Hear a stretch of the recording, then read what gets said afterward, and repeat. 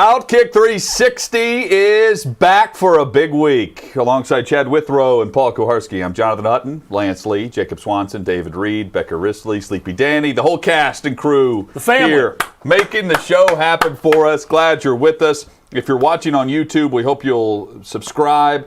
Hit the alert. We go live each and every weekday at this time, at noon Eastern, 11 a.m. Central. And if you're listening on the podcast, subscribe there as well, wherever you find your podcast. Share the link on Facebook, retweet on Twitter. Gentlemen, good morning. Good morning. Hope everyone had a great Mother's Day weekend.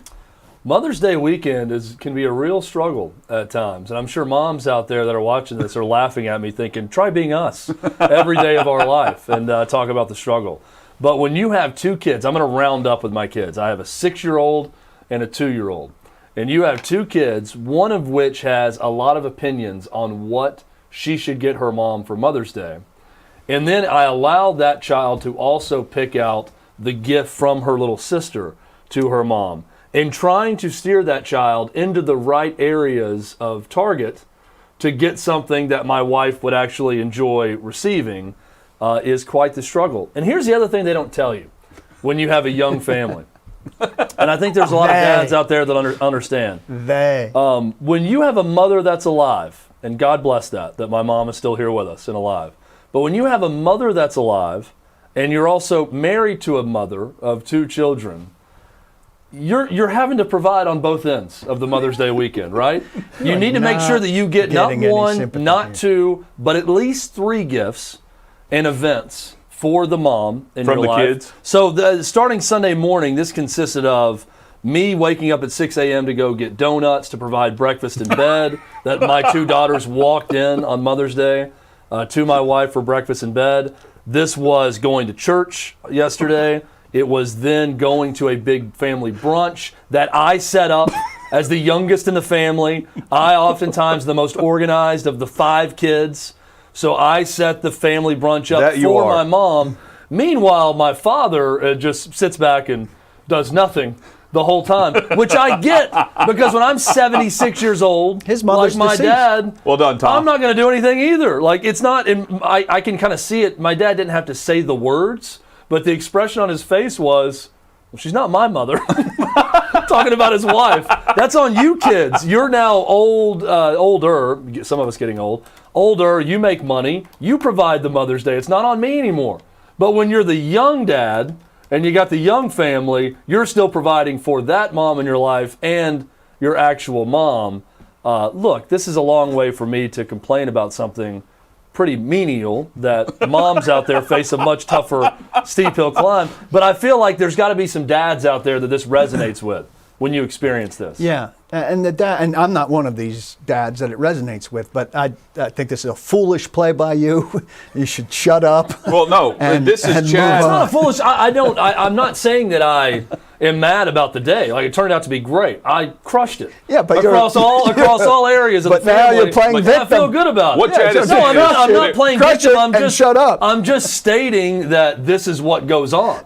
Yeah. Like moms like to bitch about things too, right? Yes, that are bad in their lives, and they can tell us about things they don't like also. And I get it. Like I hear these things from moms, and I think that sucks. I hate that for you. Like it's just reality. But Angie and your mother, who may have enjoyed yesterday, upon hearing this, are retroactively not enjoying yesterday. You're being a wuss, Paul. Yes. On this. Angie's already heard this. No mom is hearing this and thinking, "Oh, Chad is an ingrate, and he's this and that." I mean, come on. I'm just saying this is the challenge of Mother's Day for the young dads out there, and dads will understand this. Well, here's what I want to know. Moms will understand this, and again, I'm saying this is what moms deal with all the time, so they're laughing. What gift did you try to ease the children we're not going to into? be a show that doesn't say what we think. All right, we're not going to shh. This isn't a show that shh. I'm going to come on here and I'm going to talk about life, and we're going to say things. This is not, right. We're not going to pussyfoot around the issues of the day. What gift did you try to ease the children into, and what gift did you end up actually purchasing? I eased away from a gold silverware set. How did that go? My daughter now I'm interested. My daughter Evie just walks up to it, and it's everything she's wanting. She's like, "Dad," and she's kind of looking like, "Dad, this is perfect." She's like nodding, like, "This is it. This is the one." I'm like, "No, we don't need that." Then it was a platter. There was a couple. It was like a collection of platters. I thought maybe that's where her head was going with that. That's it. To serve those donuts. You'll laugh at this. The gold silverware. This is the gift. Was it pricey? You're going to laugh at this, Paul. You think that I'm digging a hole right now? Evie's gift to her mom for Mother's Day was, and she's adamant about this, was a $25 gift card to Chuck E. Cheese. And Evie's rationale was, it'll be a mother-daughter thing. This is exactly what she wants, to spend more time with me, and we can go have a great mother-daughter afternoon. Who wouldn't? I'm thinking, that's okay. Terrific idea. And I had to ask her 15 times, said, "Now, Evie, are you sure that this is what Mom would want? If this is about Mom, is this what Mom wants?" And she was certain. "Oh, absolutely. This is exactly what she wants, is a Chuck E. Cheese gift card." But we ended up getting a cereal bowl. That was the most practical gift that came from Lucy, the younger daughter. But Evie picked it out, and I said, your mom does eat cereal, and this is a nice-looking bowl, so why not? Paul, what this is Chad knowing that you and I... This is me on the couch. Yeah, this is Chad on the couch. You and I come in having some other things to discuss over the weekend. Meanwhile, he's been on the go and on the move 24/7. Well, I'll say this about Mother's Day. I need to be off Twitter. Mother's Day gets me right off Twitter. I mean, I don't understand why everybody feels like their Mother's Day greeting had some heft on Twitter. We get it. It's Mother's Day. You're happy for all the mothers out there. How many moms are on Twitter? Every single person have to send out an individual Mother's Day greeting on Twitter? Greet your mother, greet your wife, and then move on to Twitter to what goes on. I mean, I'm scrolling and it's all Mother's Day greetings. I'm like, screw Twitter. I don't send out a Mother's Day greeting on Twitter because my mom's not on Twitter. Right. Yeah, so Or on Facebook. Now, And if Hutton, she was, is that where she's looking for her greeting? well, no. you're hitting on something though here, Hutton, because this ties into another topic we can get into: obligation tweets. Right. Okay, I received a tweet over the weekend, late Saturday night, someone bemoaning the fact that I didn't congratulate the Preds on clinching a playoff spot. And we are, I think I speak for all of us here, we are anti-obligation tweets, right? Absolutely. We don't want someone to say, you are compelled to tweet this at this time, and we hate when people bring it up. So I don't want to bring up the guy's name because I think it was somewhat innocent, but I had to instruct him on, we don't do obligation tweets on this show. But the Mother's Day greeting may be the one time where I feel a little bit obligated because my wife is on Twitter. So I give the quick message to her on Twitter and then post something on Instagram for her on Mother's Day, right? So maybe I'm violating my own rule a little bit, but that's where I feel obliged to post something. So I have a little bit more patience than Paul with the sheer number of Mother's Day tweets on that day because It's I like feel a Twitter obligated to do something. takeover. But you shouldn't go more than once.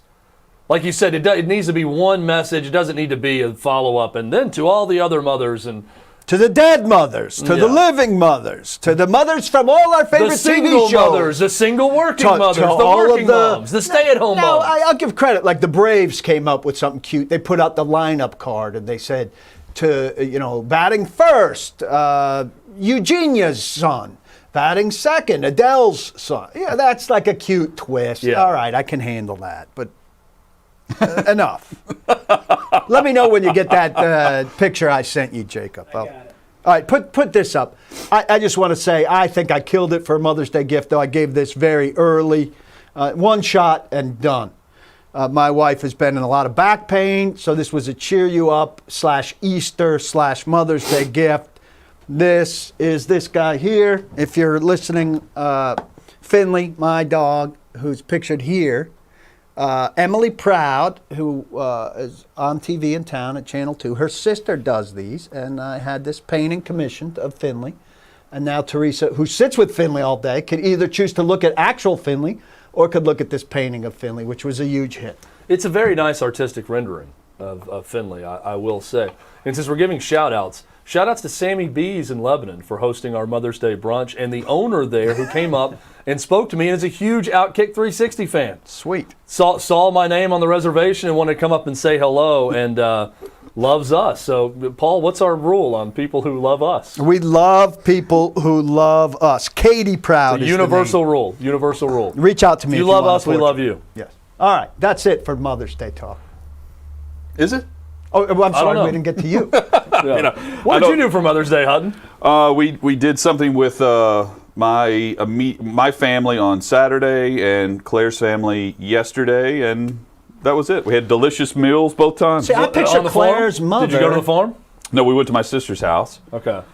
which is easier drive for both sides of the family, and then we went to Mike and Gail's home for Mother's Day. See, I yesterday. picture celebrating Gail would be incomplete without Gail making chocolate chip cookies.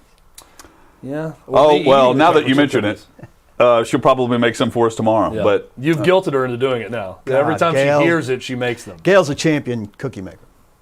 the goal for I think Claire going in is not for the moms to have to cook at all. Like so, we made sure that was not going to be the case. I did a but- fantastic job of ordering out last night. Is there ever And my sister more, Amy crushes it on Is that. there ever more demand for restaurant reservations during the day than on Mother's Day There was afternoon? an hour and 15 brunch minutes. We time. picked up food yesterday. That's what I did. There was an hour and 15-minute wait at noon on some random restaurant that we picked from yesterday. Crazy. We made the mistake a couple times of not getting a reservation, and one time was over 2 hours, and another time was probably an hour to hour and a half. But having the reservation was key.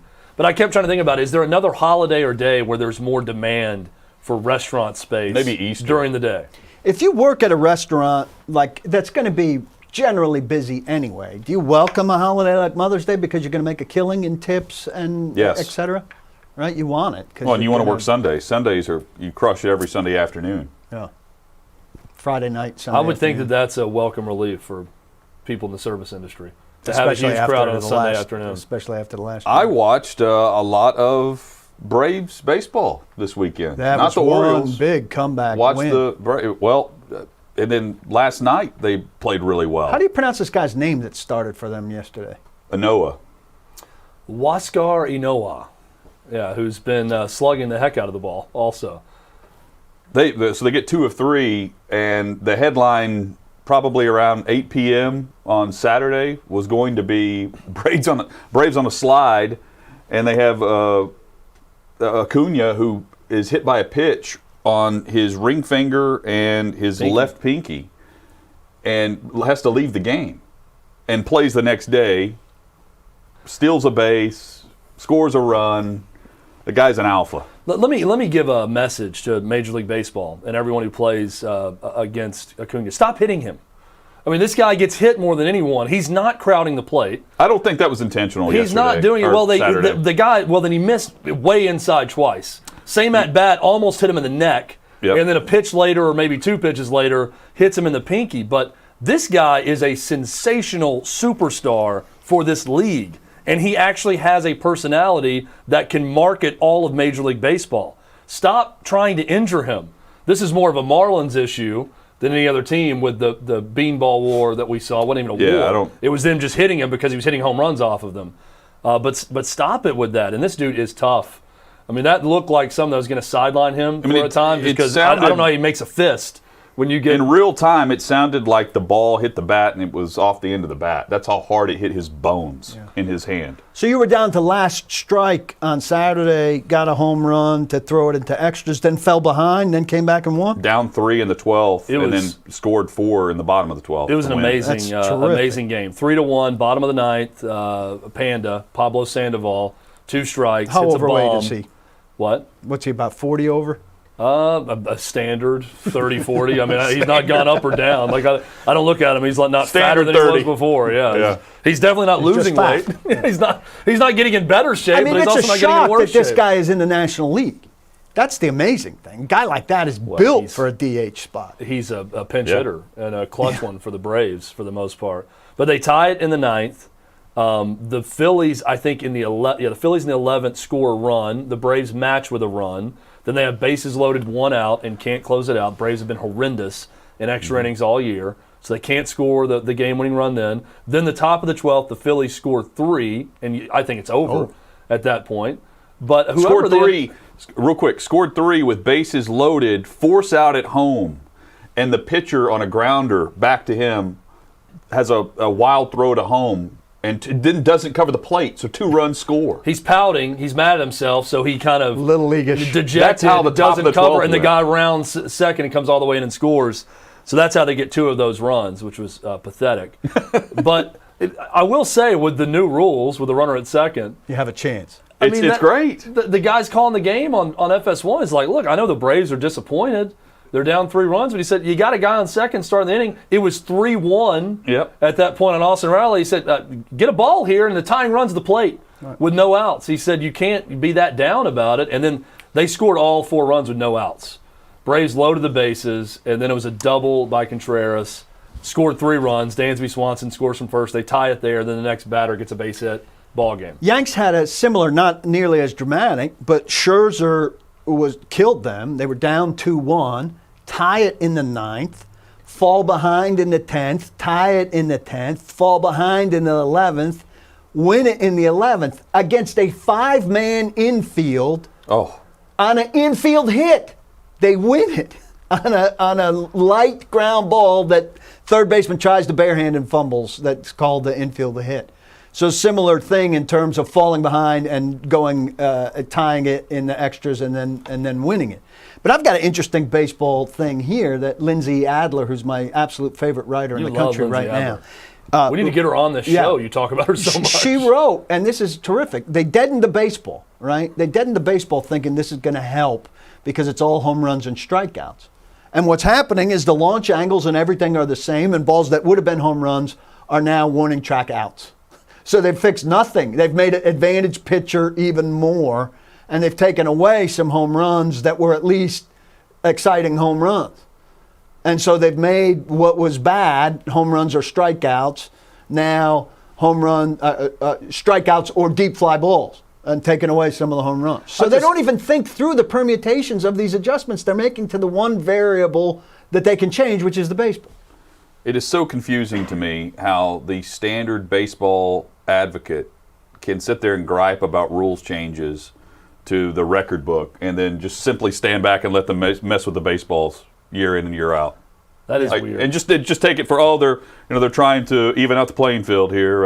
And then now we're seeing warning track pop-ups. They don't think through. I don't get it. Baseball is the worst of all the sports at thinking through. I mean, at least they try out some of this stuff in the minor leagues. They tried out the runner on second in extra innings. They're altering the actual mechanism for playing the sport. Right, and they don't think through what that's going to mean. Like they think through, I mean, maybe they're playing a long game here and they think, okay, these guys discover that that's only a warning track fly ball, so now they try to hit a line drive instead of trying to hit a home run. But how long is that going to take? That's not fixing the game. I know. Doesn't it seem like there were years and years of baseball being the old man, stodgy, get off my lawn sport, and not wanting to change anything, and being reluctant to move forward. And now it feels like they're just doing too much at once. Tinker. Well, it's not even tinker. Now it's just like, well, we're going to completely rewrite the game. And I will say I like the extra innings rule in terms of speeding up the pace, putting a runner on second to start. Next year, National League's going to have the DH. I hate that,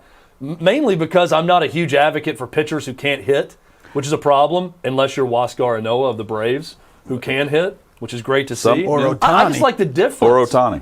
I don't know about you, Paul, but I just like the fact that there's a difference between American League and National League. I like anything the else. difference, but I like the old school difference where you didn't play each other. Right. Yeah. I mean, there was a mystique about the World Series. Right, and the All-Star game even. But once you started playing each other, having two separate rules doesn't make a hell of a lot of sense. Nationals and Yankees, for instance, over the weekend, and Scherzer with 14 strikeouts. You mentioned he crushed the Yankees. And he ends up not winning the game. Right. It's crazy. Hit us up on Twitter at OutKick360. Braves, by the way, 100% capacity allowed. They had 29,000 last night for Sunday night baseball. The biggest crowd since. Looked great. It was bigger on Friday night. It was large on Friday. I mean, they had about 100,000 combined over the weekend. Yeah, let's talk a little bit just about crowds in general. And Hunt, I know you watched an event on pay-per-view over the weekend that had a large crowd as well. I felt like I was watching an event on replay. Yep. It was so packed.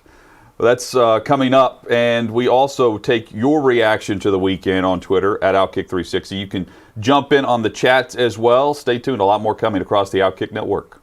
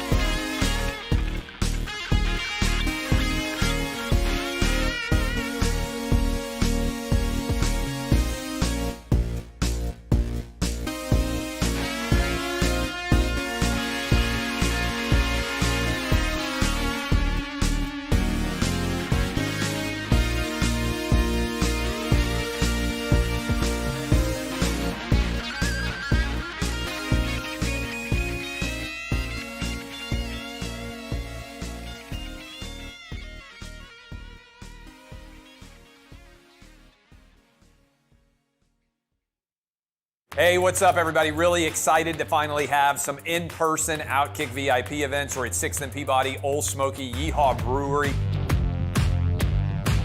Awesome day, great questions, good to shake everybody's hand. It's just good to be able to get out and see everybody. We love to meet with the people that make us possible as a show, the people that tune in, the people that watch, the people that listen. A lot of these VIPs interact with us on Twitter, on Facebook, on Instagram. And now we get a chance to come out and hang out, watch games, and interact with them the same way we would interact with the three of us on a daily basis. It's awesome.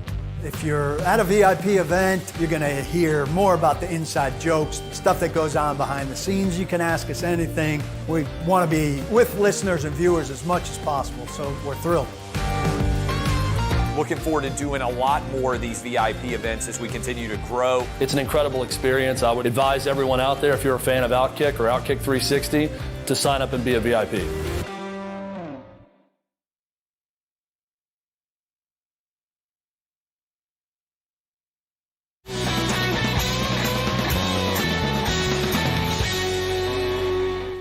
OutKick 360 and OutKick with events like the one you just saw, plus events like the 360 Masters at Topgolf, which is coming up on Thursday, June the 12th, just around the corner.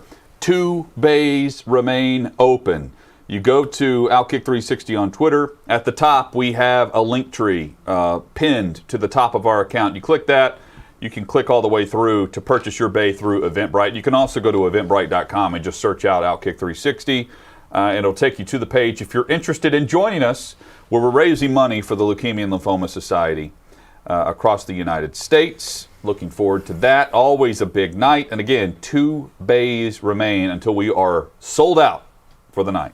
And I'm going to say what I say with our FanDuel promotions that we do. How are there 2 bays still left? How are you not jumping at this opportunity to come and hang out at this great event for a great cause? We need to sell those 2 bays right now if you're watching. Take care of it. Grab your buddies, grab your office, grab whoever you want to come out to this great event with the OutKick 360 Masters. Looking forward to it every year. We believe in big night outs, big nights out, and we haven't had nearly enough of them because of the circumstances. With the pandemic, and now it'll be a beautiful night out. Topgolf is an outstanding setting.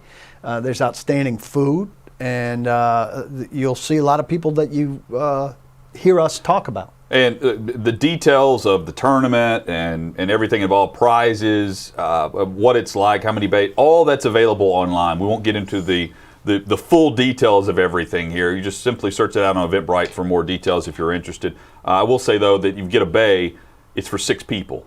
The price that you see is for 6 people, where you have food, drink, and golf all included in that, where proceeds go to LLS. So check it out online. And Hutton will be slipping that jacket on somebody, that jacket you see behind Chad. Thank you, Paul. I forgot all about the jacket behind Chad. That is the green jacket, which we placed on and Chad wore during the Masters Thursday of the show. It will not be worn again until 360 Masters Thursday on June the 10th. Packed, 100% capacity, not packed at Truist Park, but a great crowd on hand. Watching the game, I didn't think I would notice it as much with the attendance in place. I absolutely did. So much so that I wanted to watch last night, Sunday night as well, after watching on Saturday night, because of the buzz with the game itself. I then watched the Canelo fight. 77,000 people at Jerry World down in Dallas to watch this boxing match. And I mean, you had the grand anthems. You had the God Save the Queen. They had Mexico's national anthem. They had the national anthem played. Grand stage, pay-per-view on DAZN. That's when I realized, okay, we are about to see the NFL open up in places like this. We are going to see fans back in attendance for Jerry World. I know some other, Washington, for instance, I think has said that they're going to open up. We should see it here. We're very likely to see up to 70 to 80% attendance for the Predators in the playoffs here in Nashville, because there will not be capacity restrictions starting next week here in the mid-state. we're going to see fans back. So It's going to be up to the teams. There's a separate subtopic here with NHL and NBA playoffs, and certain teams having a home ice or home court advantage where others won't because of states and restrictions and lack of restrictions other places when you get to these series going back and forth, which I find fascinating. But I'll say this about watching the Braves, for instance, this weekend and hearing the crowd and having an atmosphere. We all would have said a year ago, we'll take the trade-off to have sports and not have fans in the middle of the pandemic, right? And said, well, fans, and then you kind of rationalize it by, fans don't really make that big of a difference. What we want is a sports. It's not the atmosphere. And then I watch this weekend and I hear that noise and I see the atmosphere and I start to think to myself about the biggest sports moments in my life and what I remember about them. I think about 1992, Francisco Cabrera gets the hit, Sid Bream scores Game 7 against the Pirates, and a big part of that was the noise of the tomahawk chop that inning when the Braves had a rally going. The crowd noises when they score. The McDonough saying, safe, Braves win, and David Justice telling them to get down and slide. Those things. And then I start to think about, Paul, when I look back on these moments, clearly the crowds were a supporting actor in that play, and the sports were the main thing. But it's a pretty damn big supporting actor to our sports memories.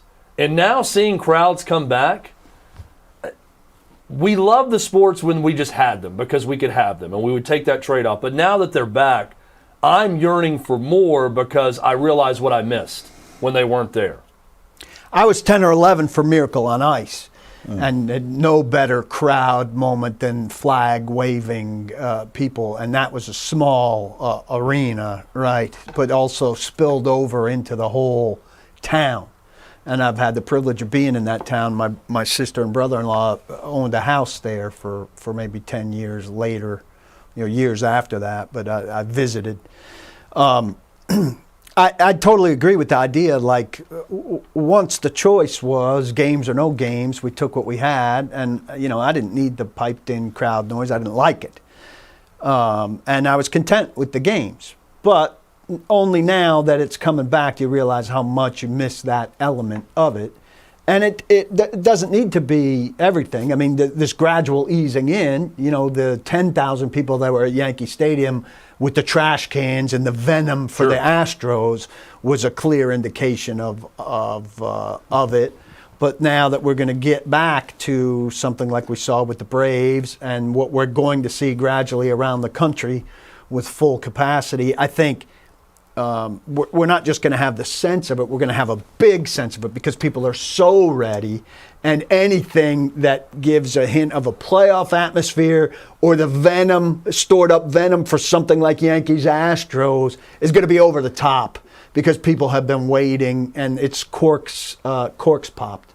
I agree. I am curious to see how long that honeymoon phase lasts with teams that are really bad. Yeah, it won't last long. It might not start. I mean, if you're going to see who's the worst team in baseball right now, if you're going to see the Detroit Tigers, I don't know that there's any big crowd effect as they strike out 53% of the time.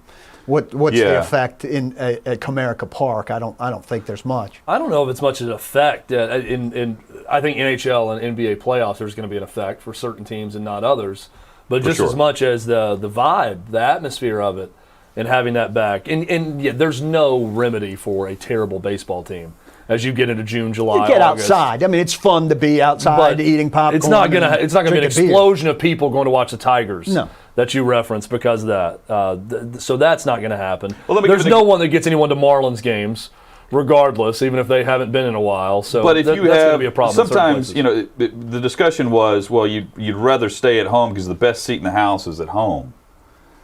But now it's let's go do something. Right. So now, how long does that phase and that feeling last before you're back to, I'd rather stay at home. I'd rather stay at home, have my own popcorn and drink and chill out and watch the game. That's an interesting question. Well, it's and also the whole debate about private industry and business and government control and at what point is there a breaking point? There's less and less negative feedback to things opening up. Right? I feel like just media coverage-wise, I see a lot less of outrage that the Braves are fully open, that Texas is fully open, that Florida's fully open. So as you get closer and closer to that, The Nashville Predators, for example, you don't think they wouldn't like to have 100% capacity? Oh, they'd love it. And sell out every suite and every seat for their playoff series coming up? But now it's decision will be affecting up the to bottom them. lines of these businesses. So at what point is there going to be more fighting back on that? And I went on Clay's show, and I think the date that we originally discussed, this is back in March, was July 4th. And I think Clay threw it out. He said, by July 4th, everything will be 100% open, was his guess at that time. And now I look at it here in early May, and I'm thinking, over half of the adults in this country have been vaccinated. And there's no shortage of vaccination. Everyone can get a vaccination if they want it. So people are either now choosing to get the vaccination or not. So this is where free will as a free citizen goes up against what the government wants you to do and what doctors want you to do. Nick Saban is cutting a PSA urging people in Alabama to go get a vaccine, right? There's a lot of college football coaches are going to do this, but because they're about to open up. If you were going to, at the beginning of the pandemic, it was you need to stay home for your grandparents or for that immunocompromised person. Even if you don't think you're going to get that sick, you need to make the sacrifice for the greater good. And I think in the beginning, everyone was in on that, right? They were all okay with that. Well, now the people that don't want to get a vaccination, to me, that's their right, but also they're the one taking the risk. Everyone that needs a vaccination or wants a vaccination has a vaccination now, or can go to CVS and get a vaccination, or anywhere they want. So at that point, who am I to say, if you eat fast food for every meal of your day, you're going to have heart disease and diabetes. But that's not me. That's your freedom as an American to make bad decisions at that point. So I just don't, it's a very interesting spot where still state governments are coming in and saying, you can't open up fully. Your business can't fully operate at this level, even though everyone has the ability to get a vaccine now. So where does that end if it doesn't all open up in the next 2 months? I think now the timeline is being sped up. I think it's before 4th of July. I think by June, pretty much everywhere is going to be open in sports. Well, we're seeing that. To 100%. I think we'll see it as a league in the NFL. I think that's what we're pushing towards. And I think I think by July 4th there will still be some Major League Baseball teams that are not 100% capacity. I mean, it doesn't help that Anthony Fauci comes out on Mother's Day and says things will be back to normal by next Mother's Day. He gave it a year. He said that's when things will be fully back to normal. That doesn't help, but I think now there's more and more people saying that's crazy because we've seen places open up without huge issues. So that's insane. I'm going to get back to life before next Mother's Day. Right. I'm just curious when the big leagues come in and say, we're doing the same. It's such a fascinating case study of state versus federal versus private business versus sports leagues versus media and how everything comes together. And Paul, I mean, you study the media and you see what's out there. Do you agree that there's less and less pushback to things opening up now? Yeah, there's less and less pushback. I mean, the whole thing would go away if people just get a vaccine. Just get a vaccine. I think it was interesting from a sports perspective. Brandon Beane kind of said what I'm sure a lot of GMs are thinking, that given a choice between a vaccinated guy and an unvaccinated guy, that he would be more likely to cut the unvaccinated guy because for a football team, if you're at 85%, restrictions are off. And I don't see he said what everybody's thinking. He shouldn't have said it out loud. But you want as a football team, any of these teams, to get to a point where the restrictions are off, where your guys can come in on a Monday, where you could meet without all of these restrictions, where you could have more guys in the weight room at a time, where you could loosen yourself from all of these shackles, right? And so, if one of your big-time players doesn't want to get a vaccine, you're going to accept that and deal with that.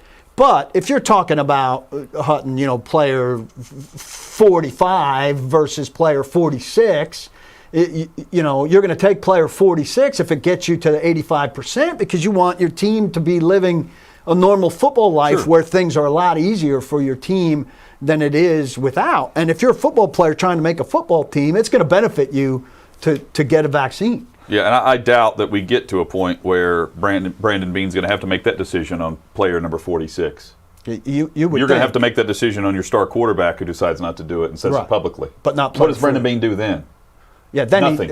Then he does nothing. Yeah, he plays his guy.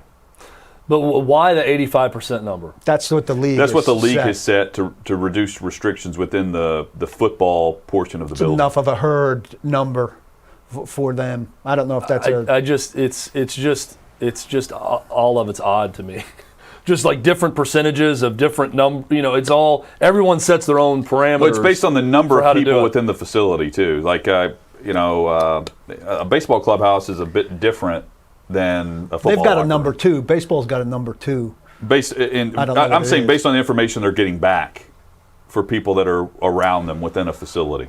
They can require a lot of things in professional sports leagues for you to do. They can't require you to get a vaccine to play football. No, but they can incentivize. And that's why the league is telling Bean to shut up publicly about it.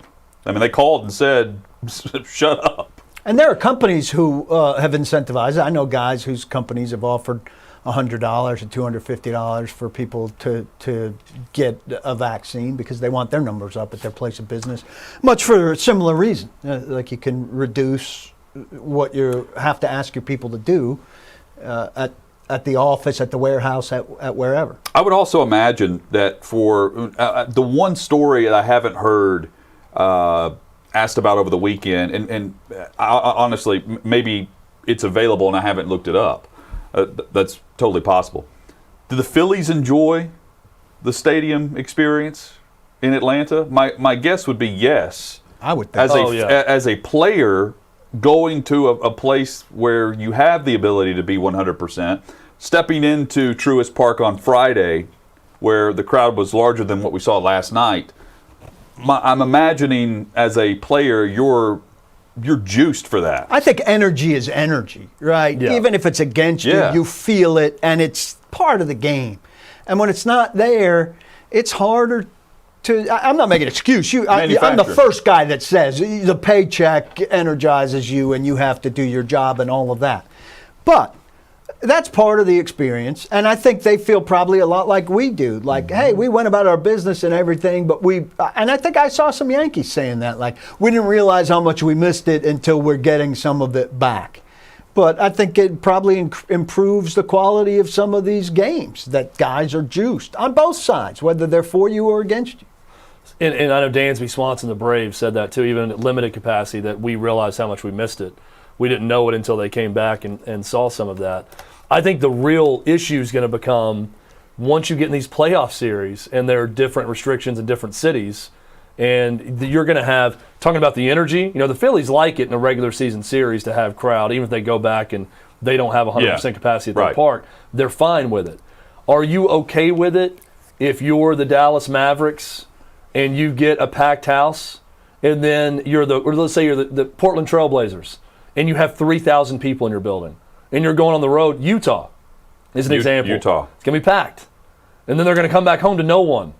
And you're thinking, well, that's a disadvantage. I don't know if you like the energy in a playoff series when you're on the road and you come home and have That's no a good energy. question. Is there some sort, I don't know if you guys know this, I don't, and I confess. Is there some sort of gate split on a playoff series between the home and road team? Because if there is, then the commissioner's saying, hey, it might not be great for the competitive balance, and I understand that, but everybody's hurting financially here, and this is good for us economically. You could at least make that case.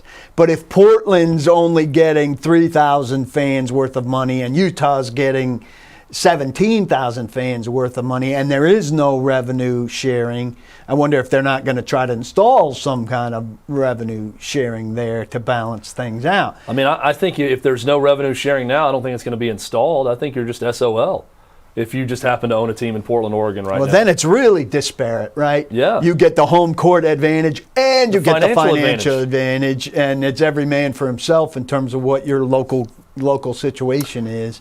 That sucks. The other underrated portion of the crowds being back, twofold. First, you have Freddie Freeman being called Frederick where he goes. I love that. Right? Like that doesn't happen without fans in attendance. Yep. And then You brought up the Yankees, Astros, the booing, Yankees, which is Astros. great. Another example is last night with Andrew McCutchen. Leads off with a homer and he's mic'd up. And as he goes up to the plate on the first pitch of the game, he's telling one of the fans, I'm the best. I'm the best. Steps in, first pitch, home run.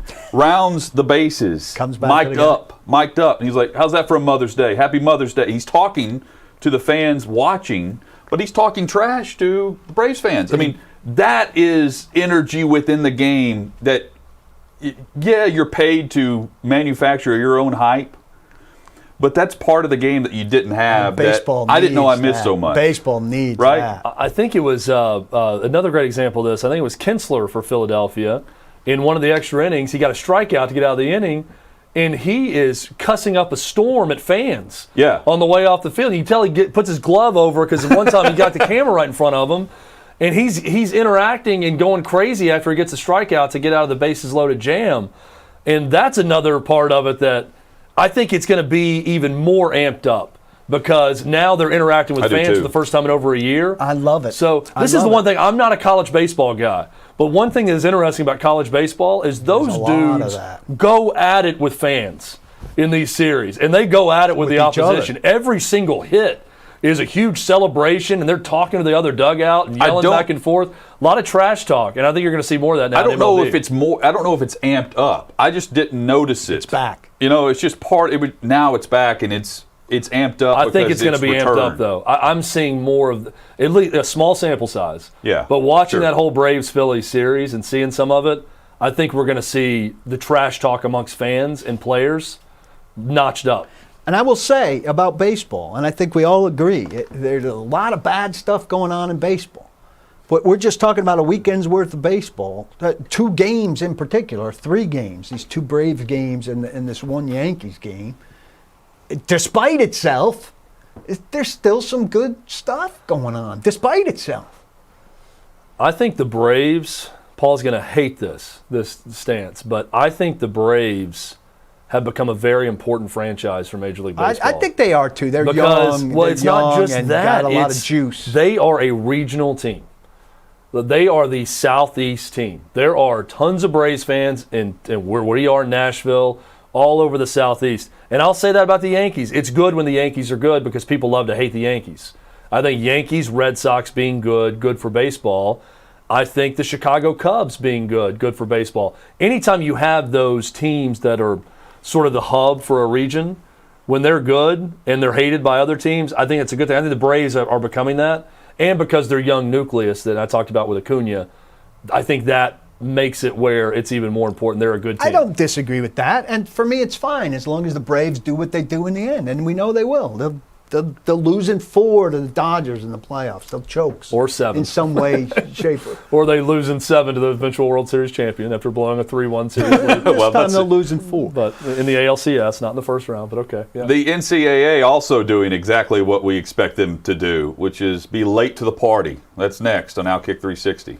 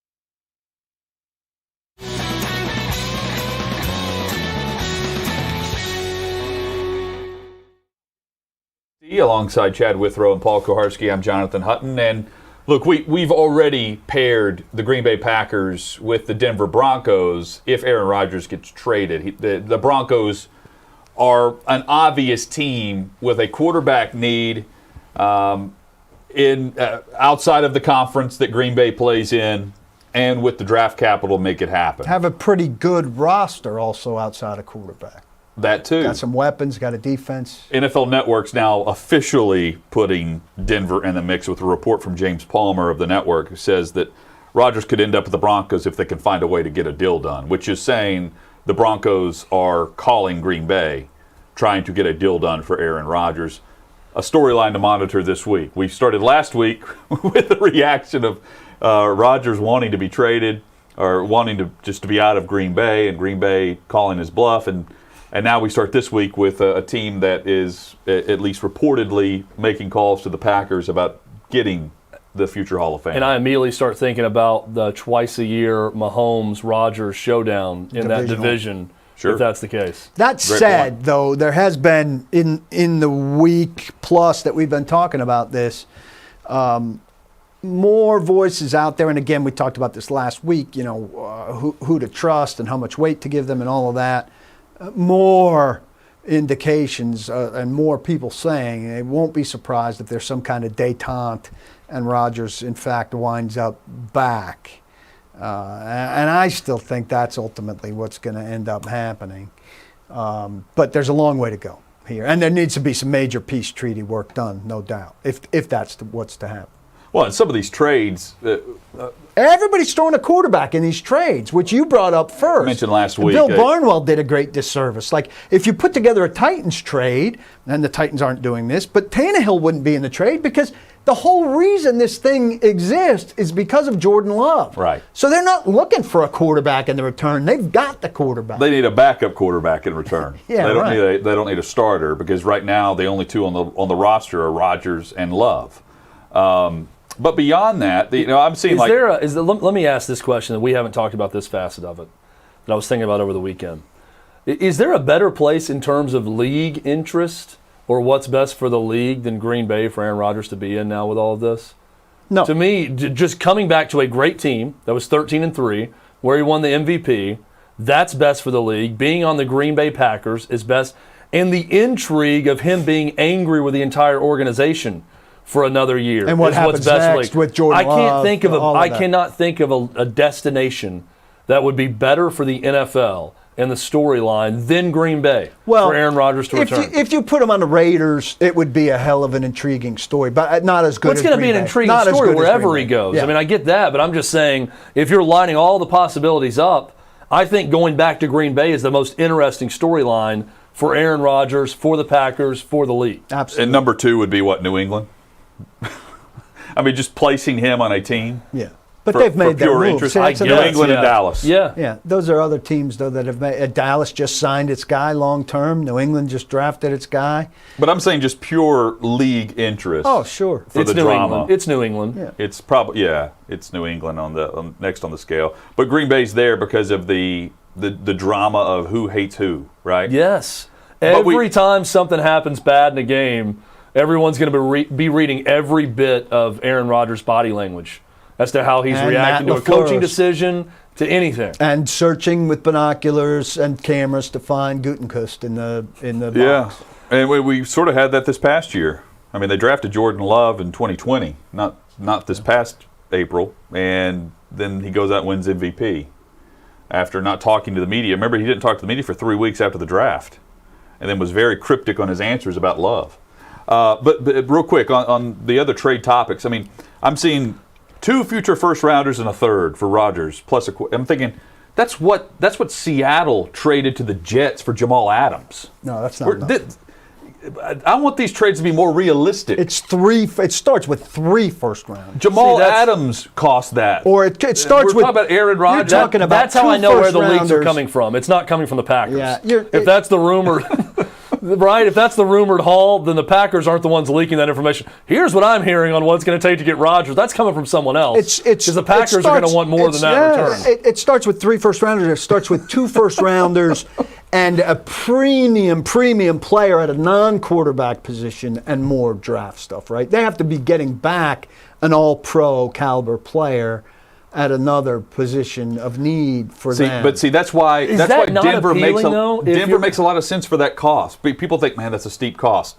You have John Elway and you have Vic Fangio. Fangio, who this is going to be his last stop, regardless of how long it lasts. Right, he's a so coordinator. if you can pair a front office and a coach that is looking for one Super Bowl title before retirement, before stepping aside, you trade 3 or 4 future first-round picks to ensure that you get a quarterback that will go win you a title. Well, here's the other part Bruce of this. Arians is doing it in Tampa. Here's the other side of this, too. Not having to trade future picks, but you get my point. Like, Pat Shurmur is the offensive coordinator in Denver. That's not real. Well, you're right about that, Hutton, with Denver side of it. But on Green Bay side, if you believe in Jordan Love, you make this deal.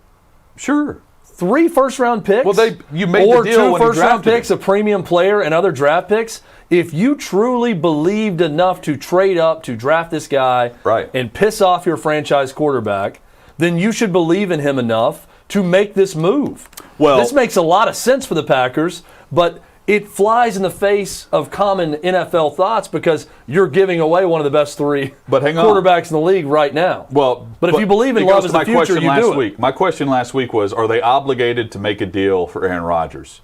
The deal I just threw out there is ludicrous to me. Two first-rounders and a third is junk for Aaron Rodgers. Like that I laughed at that. How about Cortland Sutton? I would rather turn down that offer and call Aaron Rodgers bluff on retirement than accept that trade offer that's been thrown out there as an example of what it would take to get him. My point is, if you call his bluff and he returns, you have a chance to go win a Super Bowl for your own franchise. You're not doing that with Jordan Love in year 1, I'm saying.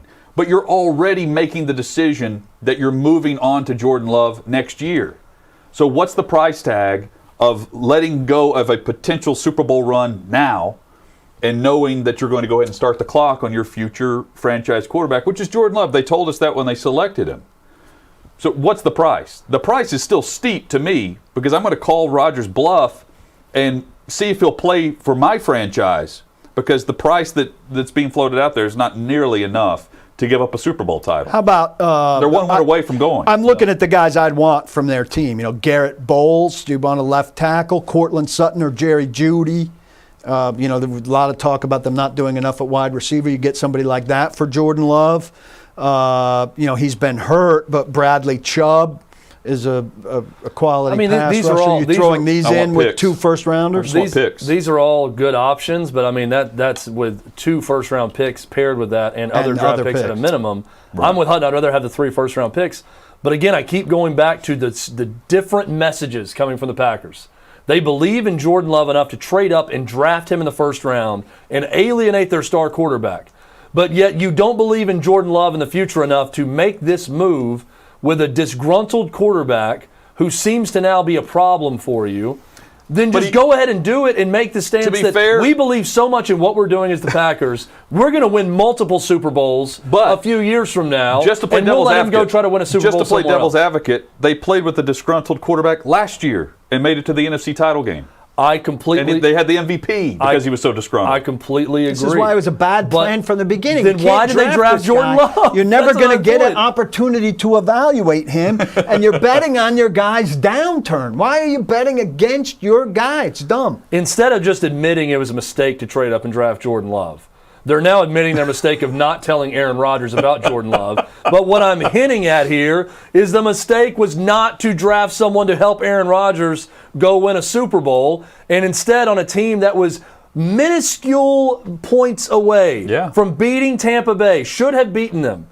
And Tampa Bay won the Super Bowl easily. You got a guy sitting on the bench not helping you at all. It was a mistake. But you've got him on the payroll, so you can't admit that, hey, this quarterback we drafted was one of the biggest goofs in franchise history. But you're admitting it by not trading Aaron Rodgers, right? Well, look at all the mixed messages. The way you should have Because if you believe in Jordan Love, give me 3 first-round picks. Trade Jordan Love before the draft. Before the draft, extend Rodgers and trade Jordan Love. That's but they didn't do that. And the reports were that they wanted to trade him, but what's Jordan Love's chose not price? to. What's what? What's Jordan Love's price? Well, you go to teams that were interested in Jordan Love before. Oh, you're saying trade Love? Yeah, and see if they liked him more. But what are you going to get in return? A third-round pick? Well, maybe a second. You see if they liked him more than they liked the quarterbacks who were coming out. The problem with that is you trade him and then you have a quarterback who doesn't want to play for the general manager. I think the more this... Well, he'll like playing for the general manager more if he's conceding that the timetable... The more this sinks in, the more idiotic the Packers look for the move for Jordan Love. This started all of this. There's no problem if they just draft someone that could have helped that team on the field a year ago, and instead here we are. It's all on the Packers right now because it was a dumb move. Dumb move to do it, and even dumber move to not tell them they're going to do it. The NCAA... late to the party on name, image, likeness. What a shocker. We're seeing this from individual teams with state laws and regulations coming out. So colleges within those states are preparing their own NIL protocol and restrictions or lifting restrictions. Meanwhile, the NCAA is having to scramble to come up with their own rules and protocols for this because they're about to lose out. They're about to lose complete control. And for some would laugh and say, well, it already is the Wild Wild West. But it's going to be even more so with the NIL coming in, for instance, with Alabama, who has the plan called the Advantage. And right now, it is a significant advantage. That's a huge, that's a perfect name for it. It's a great bit of branding. It's a perfect brand.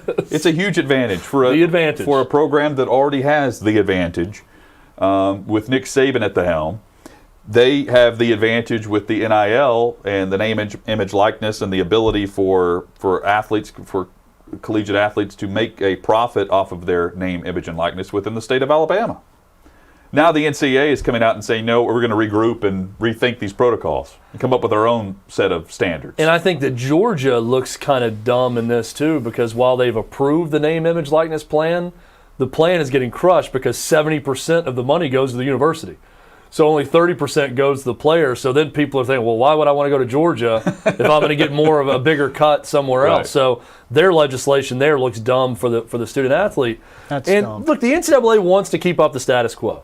It's very transparent about what they want. And I'll say this about the NCAA college football status quo.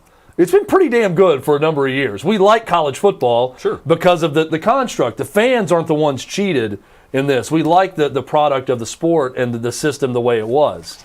But as things evolve and you're looking more out for the financial well-being of the student athlete and not just the scholarship well-being or the school well-being, there's going to be more things like this that happen. And the NCAA not having a plan for it is one of the least surprising things ever.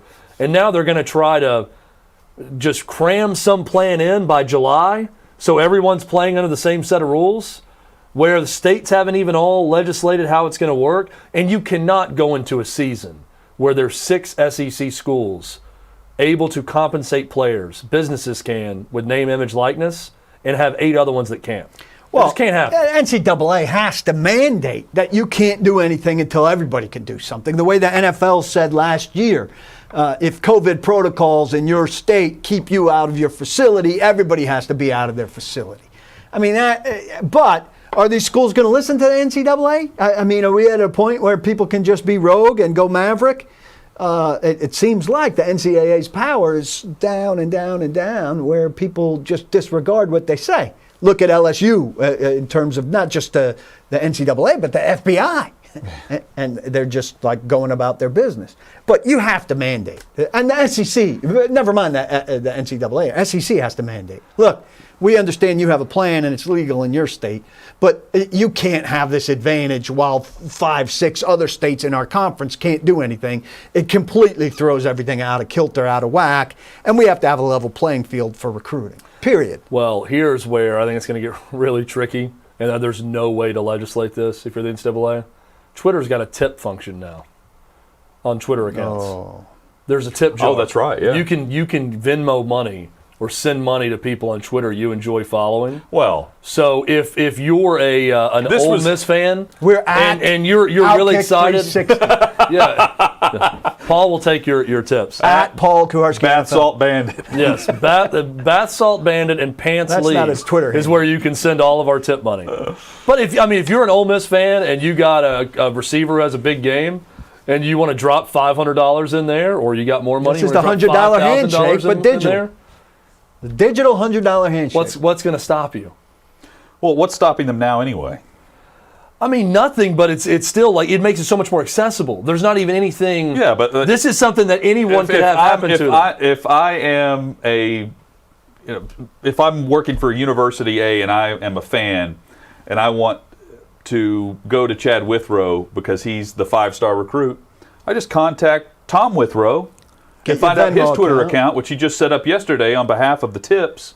Well, and I'll deposit whatever I so choose. But it's not. It eliminates any bit of seediness about it, because anyway it's still before, seedy, but there was no not Twitter. trackable. There was no Twitter tip function before. Right. So I'd have to go to the family, get a checking routing number, send them something, Western Union and something, find them and hand them cash. Yeah. Go to the player and hand them cash. Go to McDonald's to get a bag. If you're a fan of a team and you're wasted watching a game, It's and like a swipe. you're in pure glee in the moment. You can just go to Twitter and pick up your phone and say, "Here's $1,000 for that interception, that pick six. Congratulations." That's going to happen all the time. Sure. You scroll right past your OnlyFans and go to your college. yeah. fans I haven't account. looked at it yet. You know what? but Stacy I can imagine- wait.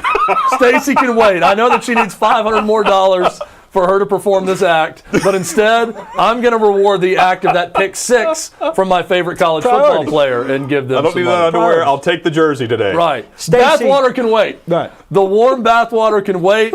This guy just had a great game. Well, Saturdays are for the boys. There you go. We'll get Tuesday, Wednesday for But the jokes also, hit these free throws and I'll give you $1,000 on Twitter with a screenshot of the player's Twitter account live during games. The best would be if a team is on the road, you hold up a sign behind the goal that says, "Miss these free throws and I'll send you money." Now you're what's on to funny. something. That's what you do. Something. And That's everybody another erupts thing and cheers. that I mean, has this is- become much easier is manipulating a yes. game, because that's not the only button you're hitting on Twitter. You've got a lot of options for taking the points or laying the points. Oh, And sure. Paul, But the idea that this is just now starting is Oh, laughable. I know, This but has it's been going on always- and no one wants to discuss it. Oh, of And now course. the NCAA said, "Oh, we can make a profit off of this. Let's continue to do this." But it's everything's much easier, like Chad's talking about. I don't even know if the It's much NCAA more is going to streamlined. make much of a profit off of it. They just know it's going to happen. So they're trying to, because now legislation's allowing the name, image, likeness to happen. So they got to do something. But Paul, when you on your Blue Chips rewatch, you can see how this has been happening for years with point shaving and different issues like this. Shaquille O'Neal act like this. Hey, I can dunk. Hey, coach, do you want me? Did you finish the program? I did. All right, we'll save the review Shaq for doesn't later. move his mouth when he speaks. Well, mumble. He's a mumbler. Mumblers. Paul's don't move their been mouths. big on Shaq as a mumbler, and I can't really argue with him. He's not dynamic. He's a bit of a mumbler. He is sold as a dynamic personality, and dynamic personalities don't mumble. Period. They don't. He's a dynamic personality. He's great on Inside the NBA. He's The whole great when crew is. Candace Parker shredded him on how behind he was on Basketball of the Times. Well, good. I'm sure that made for great TV. He did. He's a bit of a mumbler, but he's got a. I will agree and disagree with you, Paul, because he's got a good personality, but he is a bit of a mumbler. I will agree with that. Coming up, we have some news within the Tennessee Power Hour. Pekka Rinne will be in goal for the Nashville Predators. The final regular season game tonight. Is it the final regular season game for Pekka Rinne with the franchise? We'll start there and go across the state of Tennessee with the biggest headlines of the day on OutKick 360.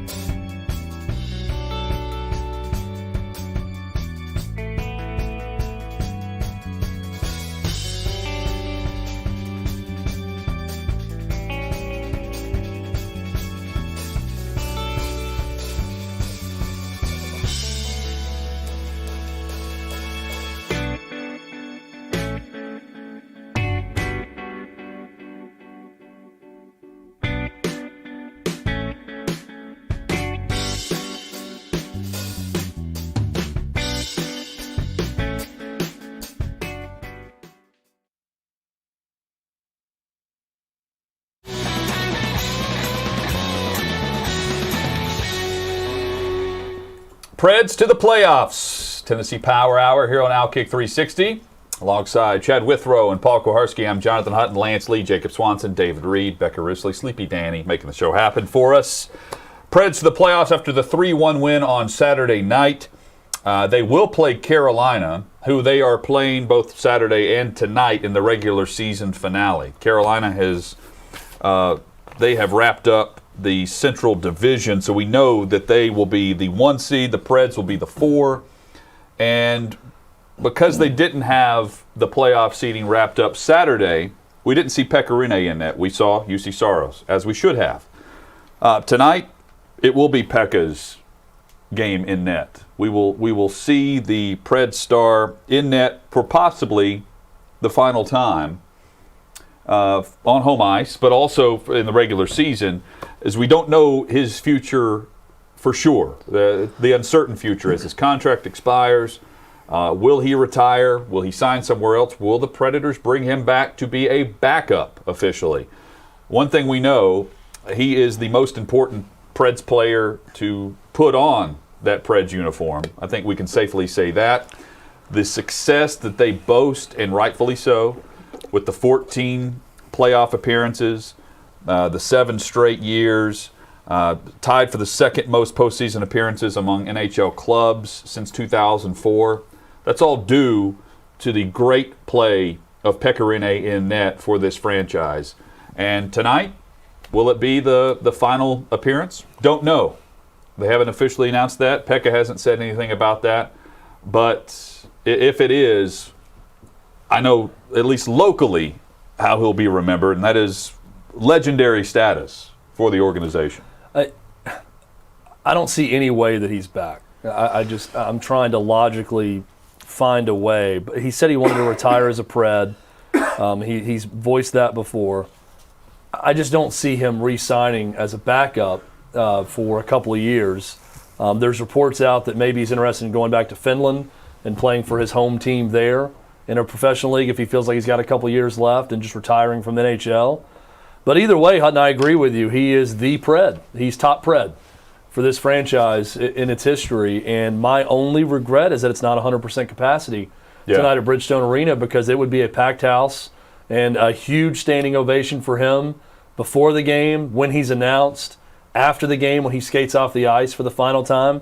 I still think it's going to be a really good atmosphere. It's a great atmosphere just watching on television Saturday night with that win over Carolina. But that's the biggest bummer in all of this, is that he doesn't get the proper send-off because it's not a sold-out house at Bridgestone Arena. Yeah, that's a shame. Made his first appearance in 07-08. It has been a long time.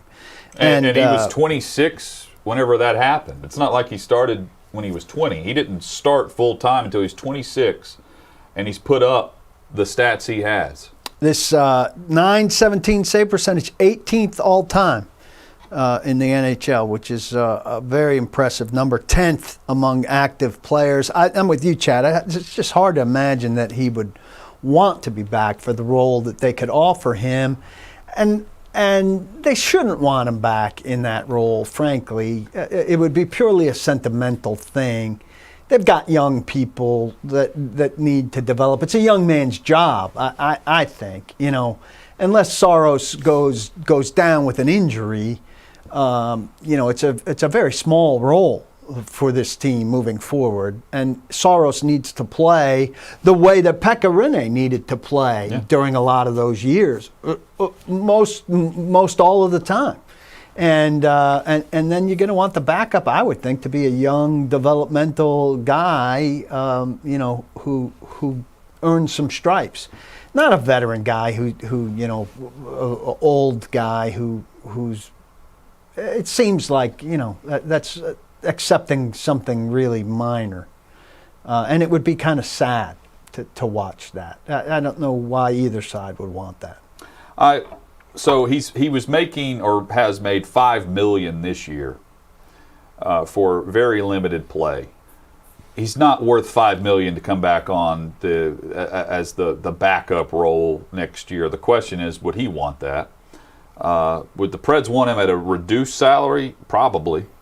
The answer is yeah. I mean, in the limited time that we've seen him, at least recently, he's played well. Now, they haven't won every single game, but they haven't lost games because of Pekka Rinne. In fact, one of the biggest wins of the season and the turning point for everything happened at a random 3 o'clock game in Tampa on the day we started the show on March 15th.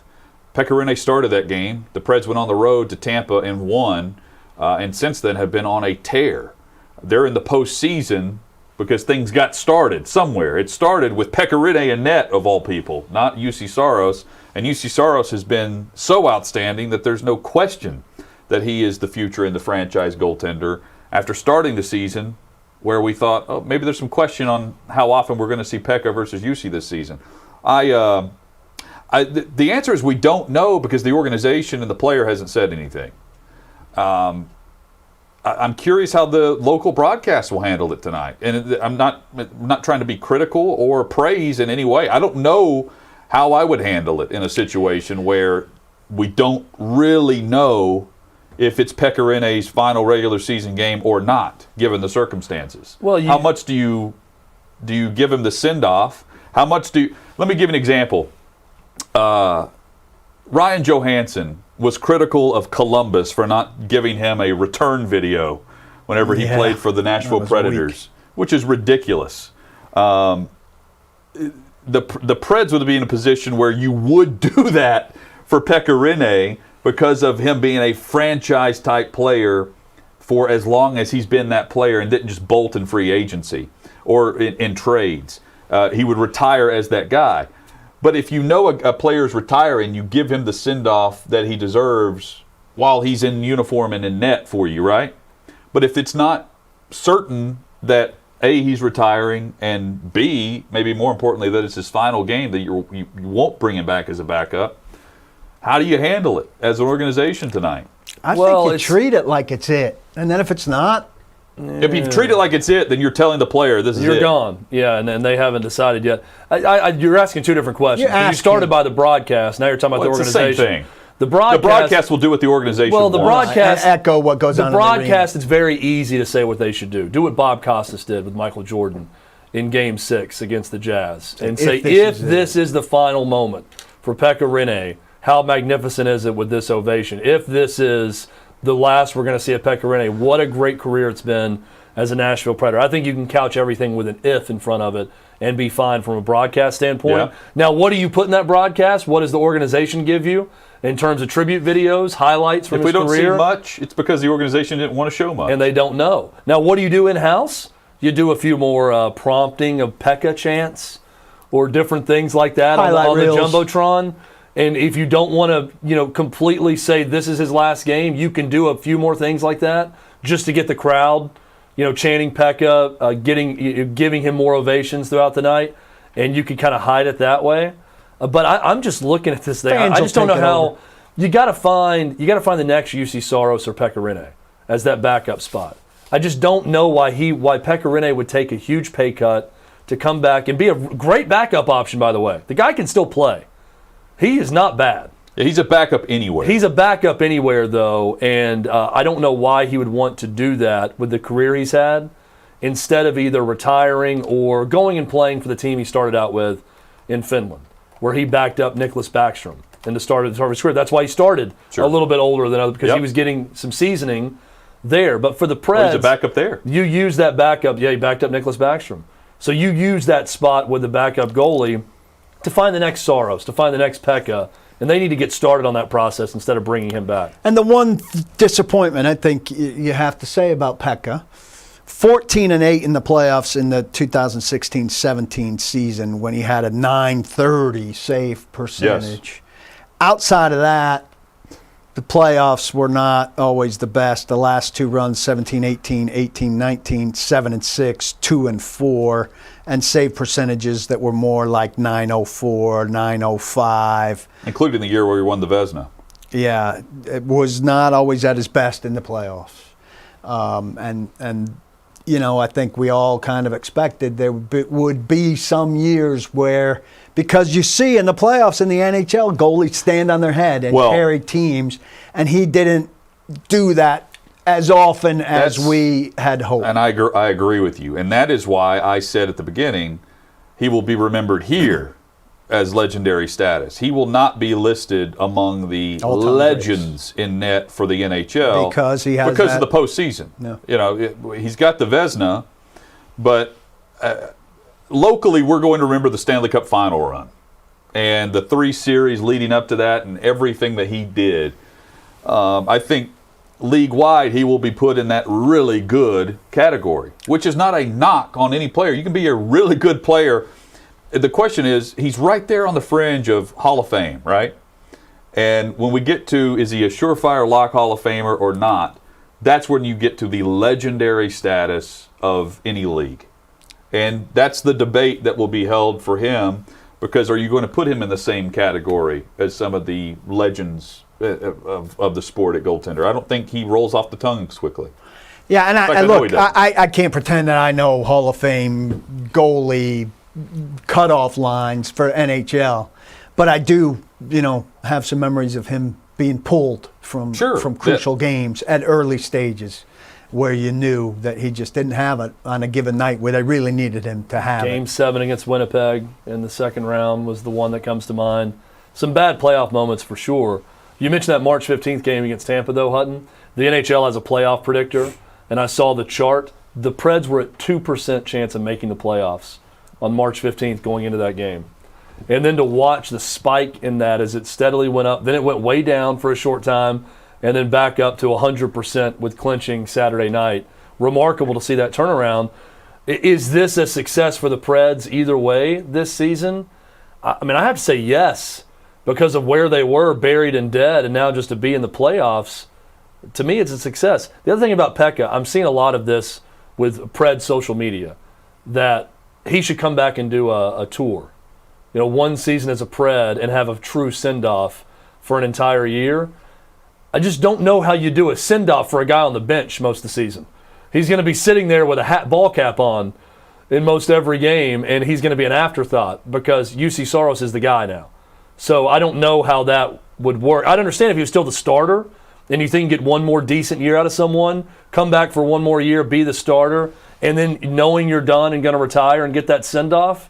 I don't think it works that way for a backup goalie. No, you announce your retirement before the season, and then maybe you have that tour, and ideally you're playing during that season. It just didn't unfold that way for him.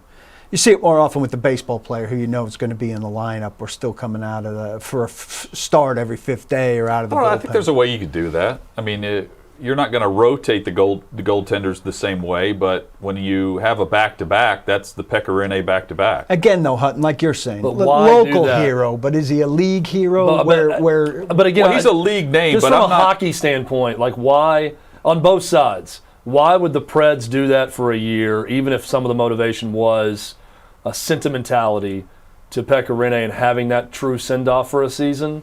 And then why, if you're Pekka Rinne, would you say, I'll come back for a year? And maybe he just loves Nashville and the Predators so much that he'll agree to do it and have a solid veteran backup for a year and get his send-off for one season. Maybe that happens. That'd be great. I just don't know how, from a hockey standpoint, it makes the most sense for the Preds in trying to develop that next great goalie behind Saros and having a good backup, and how it makes sense for Pekka Rinne. And I think, again, like, if you're looking for a guy to play the second half of back-to-backs and stuff, I'd be inclined to go young. If Saros suffers some injury where he's down for 6 weeks, you might want Pekka Rinne. So which scenario are you preparing for? In a best solution, you bring him back on a cheap contract and you can have a goaltender that you trust, that it still has some good hockey in him that would be great for the franchise, for the locker room, for the fan base, for everything involved. The difference right now is with Pekka Rinne, you had UC Saros. We always knew who the backup goaltender was, from Vokoun to Chris Mason to the lineage. You bring back UC Saros, it's not like there's some household backup that he's your guy. And maybe you need another year. But we weren't positive about Saros until this year, right? Last year we were like, sure. Can he be the guy? We don't know. We hadn't seen him. So at some point, you got to take the leap, even with the backup. Well, sure, you can. I mean, they've done that this year. Yeah. Look at the playing time. They've jumped. Oh, I know. I'm saying now, do you take the jump with the next young kid to be the backup? Well, tonight is all about Pekka. is Pekka's night that we know, and here's hoping that he gets as great of a send off as can be possible in a setting like tonight at home at Bridgestone Arena at the Stone in front of some Predators fans. And again, props to the Preds. Playoffs official, and they will play Carolina just like they did on Saturday. They play them tonight, and then they get set for the postseason, which is set to begin. So, potential, we see Carolina 9 straight games. Probably starting this weekend, Saturday or Sunday. But there's a weird scheduling quirk where out west, there's still games to be played next week, regular season games, and a couple of them may involve playoff seeding. So I don't know if I think they're going to start the Eastern Conference playoffs earlier than the West, but it looks like Saturday or Sunday, most likely, to start that series. Don't wait too long. I mean, I understand the quirk, but too much time off to me is not. And then the Preds will be back here in Nashville next week, hosting playoff games, if that's the case. Well, next week is whenever they can have more fans in attendance if they so choose. Right now they're at 33%, which is what, 5,700 roughly. Goes to 60. I think it'll be up to them. There will not be a limit on capacity starting next week here. 100%. I don't know if they'll go 100%. I mean, I think the goal would be to get around 12,000, 13,000 is what I've heard. I don't know why, as a business, you would not go 100% if the city is saying you can be 100%. I think the capacity restrictions are what I read from Adam Vingan is that it will be determined by the Predators, not by the city. How we can read into that? The Vanderbilt Commodores baseball team, 100% capacity. And we know where Tim Corbin's sentiment was on that. We know that they've gone from exerts a lot of influence. They've gone from having protocols of only having like 700 or 800 fans because of the capacity restrictions plus the spacing restrictions to now 100% capacity in the span of about 3 weeks, 3.5 to 4 weeks. Here's a question for you. Here's a question for you on this. About 3 weeks ago. By the way, Tennessee just announced today baseball's at 100% capacity this weekend against #1 Arkansas in Knoxville. So they were at 60, where I think it was like 15 or 20% in Nashville when Vandy played in Knoxville. Now it's bumped up to 100. Would the Predators have any doubt about filling the building if they went to 100%? That's why I just asked the question. I don't know from a business standpoint if the city and state said you could, why you wouldn't. You think they'd pack it? Oh, yes. I think because I'm thinking that's one of the only rationales to not go to 100%. Oh, you don't think enough fans would go? No, I think it would be sold out. Embarrass yourself. I think for the it'd be sold out. postseason. Yeah, I think so too. But I wonder if they know something we don't know, because when they're not sold in advance and you put a lot of tickets on the market at the same time, I wonder if there's some fear of not knowing how your people are going to respond. I'm just throwing that out there. Yeah. I don't know. It's a fair question, but I feel like just the sense I get is that it would be sold out if they went 100% capacity. But maybe not. I'd like to take young Symes. I mean, just, from what they've lost over the last year, with the opportunity to go packed house and the atmosphere that we know they can create, it would be amazing. Here's hoping that we get to that for playoff hockey. That would be a reason why, for all the naysayers, what does it matter if you're going to lose in the first round? You get that. You crank it up a notch. And it's vastly different from what you're going to see with the Hurricanes, right? No matter if it's 100%, the atmospheres for what we know Predators and the Bridgestone is known for, right? Yeah.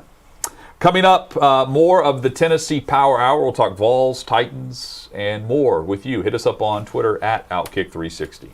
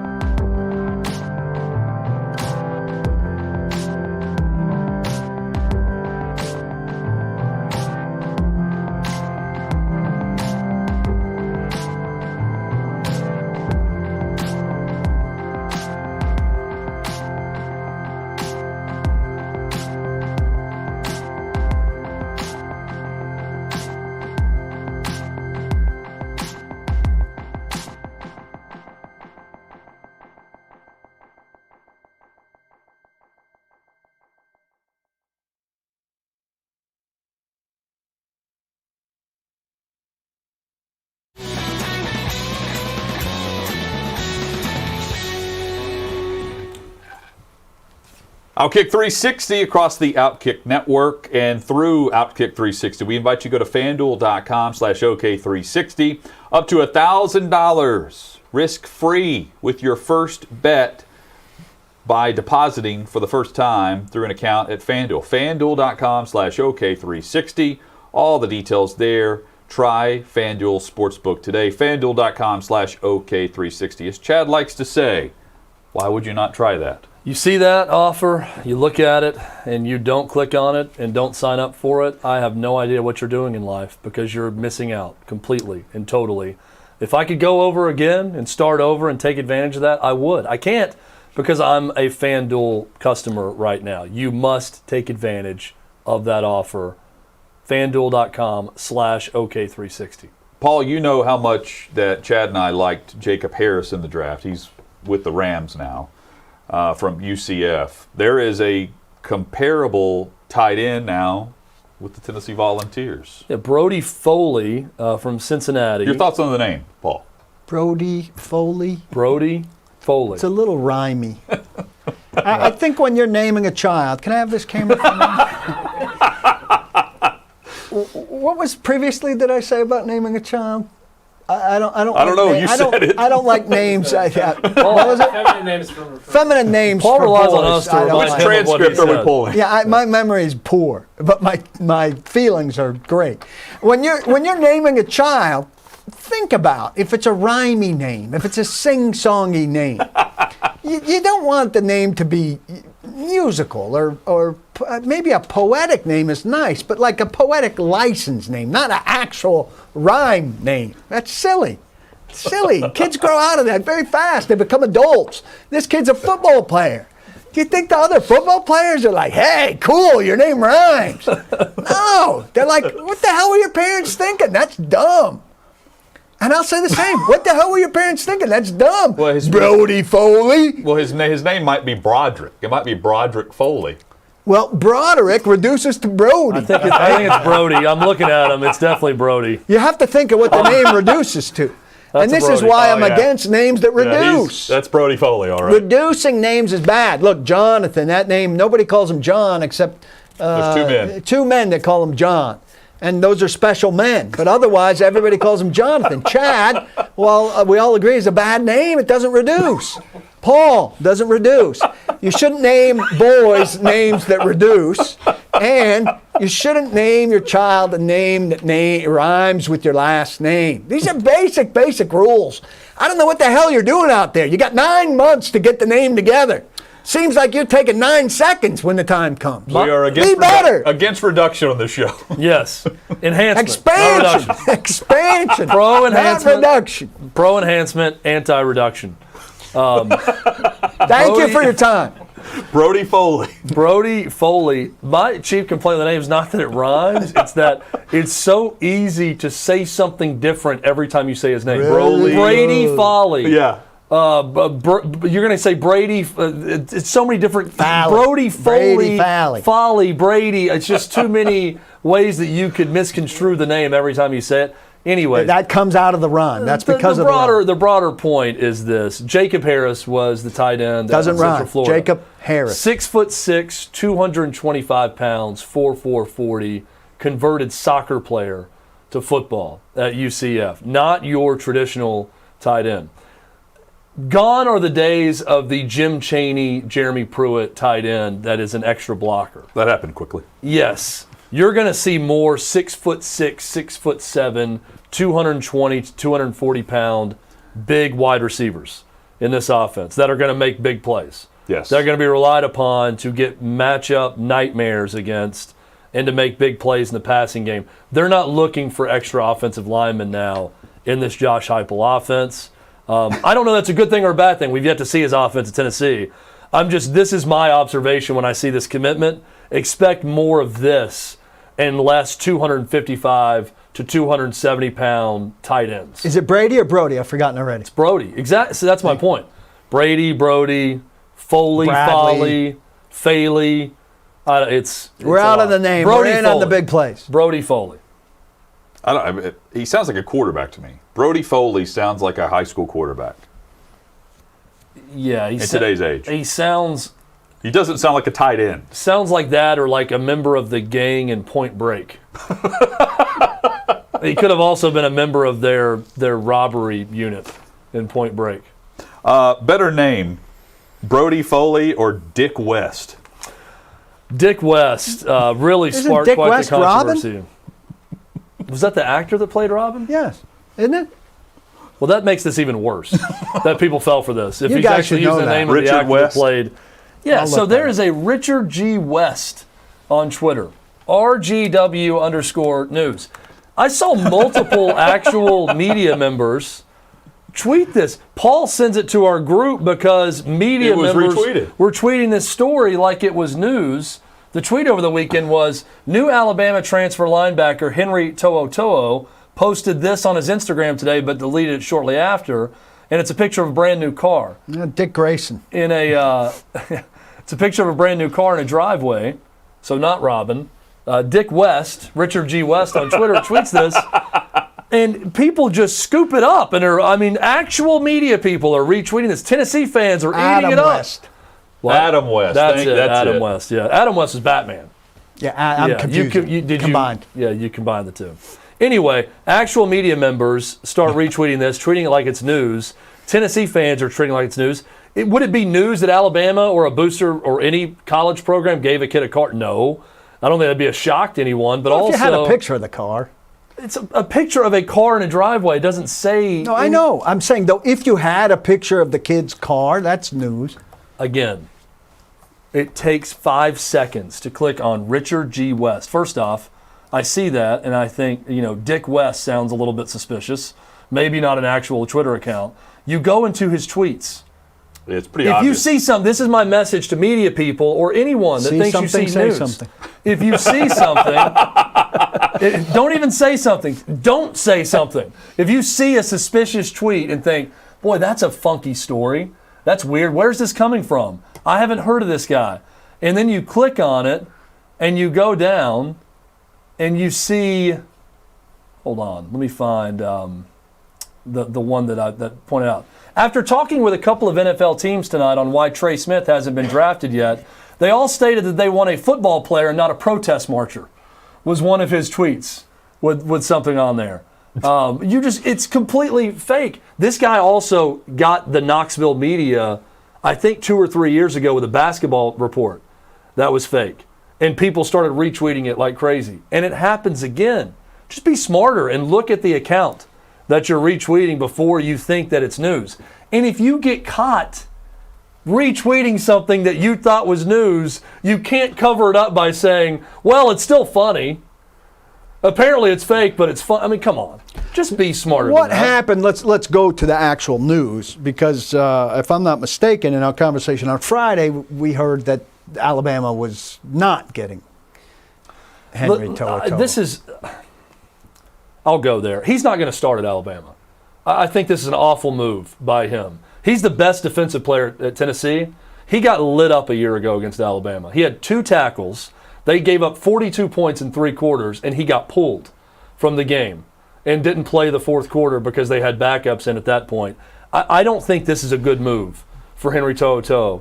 And I'll give you my initial reaction to this and what I think is happening. I think Jeremy Pruitt's recruiting for Alabama now. I think Jeremy Pruitt was the guy he had the relationship with at Tennessee, and it's Jeremy Pruitt He had a great pushing him to relationship Alabama. with Pruitt. We know Because that. Jeremy Pruitt's the one saying, you can go, these are the coaches I trust now, are the guys I know at Alabama. Go there. They will get you ready for the NFL. He was the one on the jet. And then we'll draft you with the Giants a year from now, but you need to go there. And he's trying to put it to Tennessee by doing that. So who else was I have after? no knowledge of that. I'm just giving you my hypothesis. Who else was in on it? of what I think Auburn. is happening? Ohio State was the other one rumored. Yeah. And we should say Alabama was high on him whenever he was in high school. Right. Like Tennessee won over Alabama then. This is just, to me, the bigger discussion point, and he's a great example of the one-time transfer, the freedom to transfer wherever. The idea was, we're going to see all of the ships rise with the tide, right? Pardon the pun. Mm-hmm. And the reaction to some, the minority was, you know what, it's not going to benefit as many schools as you think, because the schools that are good now will get even better. And this is an example of that. Chad's right. I don't think he goes to Alabama and starts. But you have Henry To'oTo'o as a backup? Like, wait, think about that. My question is how much do they take him and develop him in a way that Tennessee didn't develop him? Also, to me, is kind of a test. On the bench? I mean, in practice? Yeah. I mean, yeah, they can help him in practice, I guess, with his technique. But look, I don't think that Jeremy Pruitt's linebacker coaching abilities was a problem. I don't think that Henry To'oTo'o wasn't going to get drafted because he played at Tennessee under Jeremy Pruitt. I mean, he was still going to get. He was a very good player. It's just a weird. This is a. Thought he was getting pulled. This is a Alabama. stick it to Tennessee type move, because he could have gone anywhere, and he went to the coach who got fired for NCAA violations that brought him in to his alma mater, where he had options to go out of the conference. Where he got hired and here's the other thing, and Austin Price talked about this. This was a kid who was homesick the first day he got to Knoxville from the West Coast. Very attached to his family, very close with his dad. Mm-hmm. He could have gone back home and played in the Pac-12 somewhere. And a kid who's homesick is now going to go further away from his home and go down to Tuscaloosa to play. A stick it to Tennessee move, though, to be fair to him, would be to go somewhere to play. And play well. Start. Well, I think he believes he's going to start. I'm telling you, I don't think he's going to start. Well, I know. I think he's probably been sold on the idea that he's going to go and start. But the stick it to Tennessee move is I'm going to go to a rival. There's guaranteed starting ability with him elsewhere. Yes. At Alabama, there could be a freshman that can beat you out. The I'm cool with Tennessee move is to go out of conference, period. You do not go somewhere where you're going to play against your previous team. But it would have been. But you could have said that about Auburn, Florida was mentioned. Really, the only one that's not mentioned is Ohio State. But the fact that we're mentioning these colleges with him tells you the type of ability that he has. And it tells you why Jeremy Pruitt and his staff hopped on that plane and went out west, 2 days before he was gone? Before Pruitt was gone? I mean, he's a really good player. I think Alabama's got such a great program and system in place where there are guys who have been there that are going to start over him. And maybe I'm proven wrong, and maybe they're being completely honest with him and selling him on, you're going to come in and start. You work hard. You're our guy in the middle. And maybe that's the case, but I just don't see it. But I can't. The cynic in me, my cynic antennas pop up when I see, he wasn't going to go to Alabama. That was a talk for a while. Now he's getting crystal ball predictions to Ohio State, and now he's going to Alabama. And I'm thinking about who he may be in contact with that brought him to Knoxville in the first place. And where would Jeremy Pruitt tell him to go? Bama. Yes. Or MTSU. And he may believe that, yeah. His other alma mater, yeah. You know where the spot is for you? Murfreesboro. This is where you should go. Coming up, headlines on not one, but two thoroughbreds. OutKick 360 rolls on. We're talking about me? No.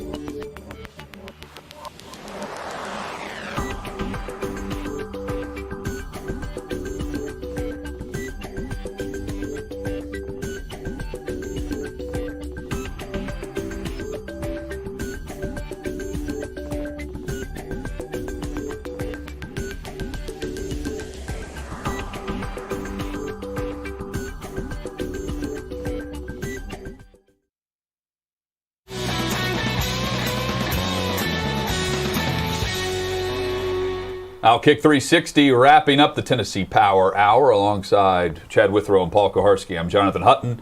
Let's talk and discuss two thoroughbreds. First, DK Metcalf for the Seattle Seahawks, who runs a 10.37 in the 100 meter over the weekend. Finishes 9th out of 9 in his heat yesterday.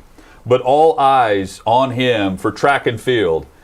When you start comparing the numbers, Willie Gault ran 10.10. Darrell Green, who's considered the fastest NFL player ever, ran 10.08. DK Metcalf at 6'4", 230 pounds, in front of the world yesterday, at the top athletes in track and field that could go against him yesterday, runs 10.37. That is, I don't care if he finishes last. That is impressive. Well, and what was the heaviest guy outside of him in that competition? 35, 40 pounds lighter? Yeah. I mean, I'd like to see, who's the heaviest sprinter. He looked like an 8th grader He running against 4th graders yesterday, Right. just size-wise. Yes. His height and size. Here's some hypocrisy from the NFL, who tweeted out he wanted to test the speed among elite track and field athletes. He ran the 100 meters in 10.36 seconds with the fire emoji. Is the NFL in favor of guys doing things outside of workouts at the team facility or not? Because what if he twists his ankle during this? Well, the NFL's in favor of things that make them look I good understand. and give them a good bit of PR. I understand. What does Juwan James think about this NFL endorsing this with the tweet? I don't know. If Juwan James is doing shot put on national television in an event and got hurt, they probably would be okay with it. Yeah, there's more okay with it's hypocritical, though, isn't it? Not when they're working out by themselves. Yeah. It's hypocritical, but also I'm tired of the NFL play. I mean, you get paid to do a job. And part of that job in the offseason may be gathering to work out. So if you're hell-bent on working out on your own and you hurt yourself, well, that's off the clock. This is Metcalf working out on his own. I understand, and they're all about it here. But guess what? If he got hurt, then the Seahawks wouldn't have to pay him. Thankfully he didn't, because I want more of this. Oh, me too. But I think we're talking about two separate things, though, Paul, because I think they're related. What they're trying to do is get them to come back into the facility, because that's what coaches want. And the players don't want to do it. So when they do something on their own, I mean, they're taking the risk of getting hurt, but this is more of a good PR move for the NFL than anything else. I get what you're saying. And I'm not with the players here largely on this. If the players wanted the off seasons off, they should have covered it 2 years ago when they negotiated a new CBA. Yes. It just came to them that COVID made them aware of the fact that off-season workouts are unnecessary. Well, how about you have some foresight that isn't brought to you by a pandemic? I love the mentality of, this all came about because of great NFL PR, but also just superior athleticism. DK Metcalf tracked down Budda Baker on, was it Sunday Night Football? Yes, terrific play. And the U.S. Track and Field tweeted him and said, if you want to test real speed, bring it in the offseason. And he said, hell yeah. And he said, I'll see you there. And then he shows up and does this. Which is great. I mean, I love that. That's the type of mentality you want from a player on your team, is that, I'll take the challenge. I'm not scared. Yeah. I'll do it. And then It's good for U.S. track and field also. Well, and Huge. it's great. Yeah. It's a win for both, right? He finishes last, so no one there is embarrassed.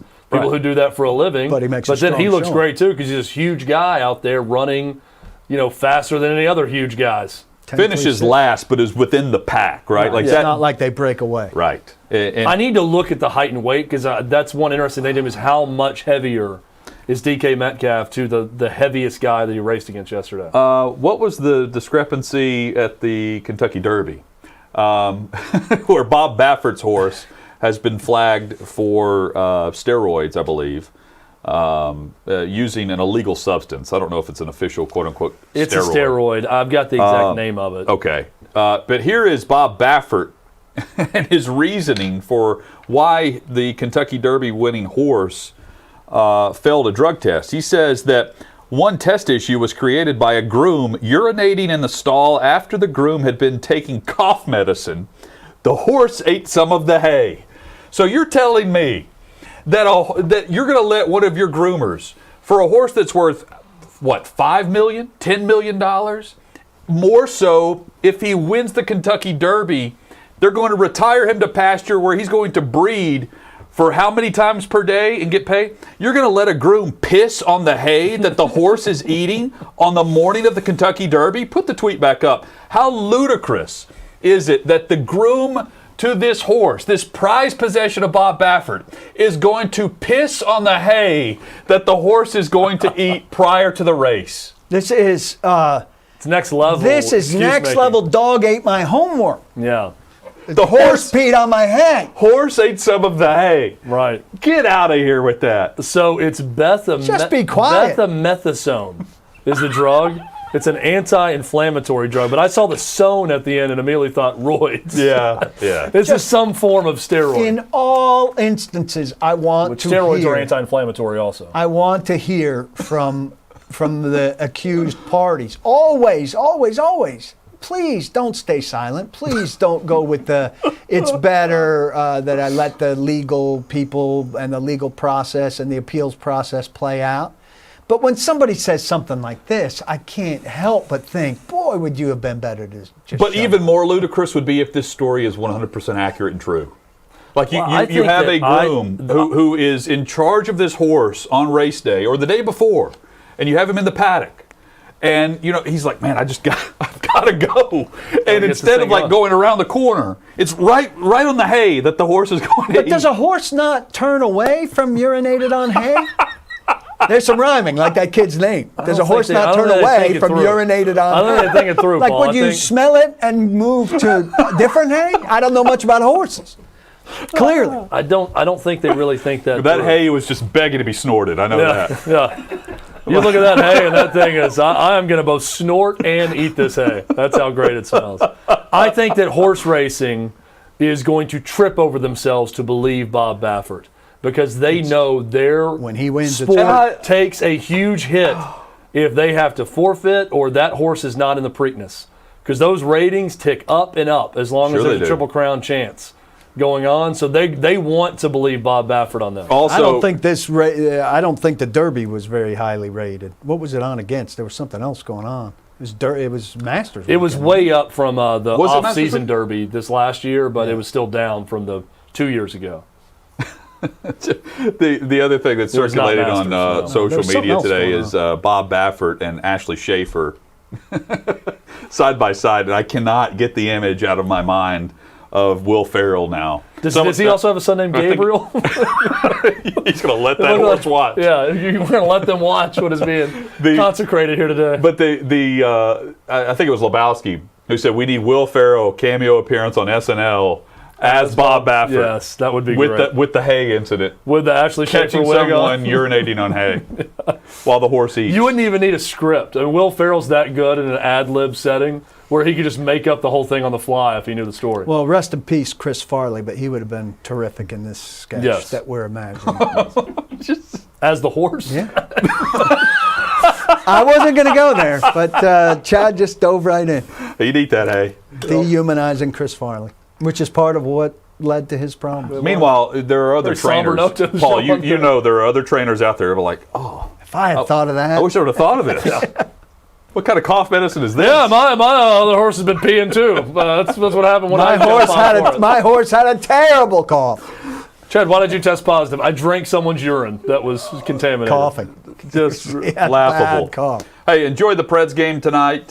We will, watching Pekka Rinne. And don't tell me to tweet about it if I haven't. No, there's no obligation tweets. Yeah. No, none of that on this show. We'll tweet what we want. Now, what if you don't want like to tweet it, about don't follow. it? What if you want to tweet about it? I Will you? probably will. If It's I'm very watching difficult. it, I might tweet about it. Now, see, this if is I'm difficult. watching Pekka. Because but if it's you going to be tweet because I about want to it, tweet no. about it. If you tweet about it, I'm going to feel like you were obligated. Here's obligated to here's tweet the about magic of it, Paul. You're in a tough if spot. I want to, I'm not in a tough spot You're at in a all. I very tweet whatever tough I spot. want. No. That's the key. I tweet what I want. If no you one tweet about it, it's obliges all me to because tweet. of this guy. No. All because of this dude. Now you were making me not want to tweet. Not an it obligation or say this. tweet. Yeah. Comma. And then Chad It's stops. all given into pressure. No. You don't tweet about the Preds very much. If you gonna be do good. tonight, it's all because of what's this guy's name? I don't even remember. Yeah. Brody Foley. Brody Foley's going to win. Brady Foley, actually. We are back at it tomorrow on OutKick 360 Bang, bang. across the OutKick network. If he tweets, the terrorists win. Don't block the box. Do lock the locks.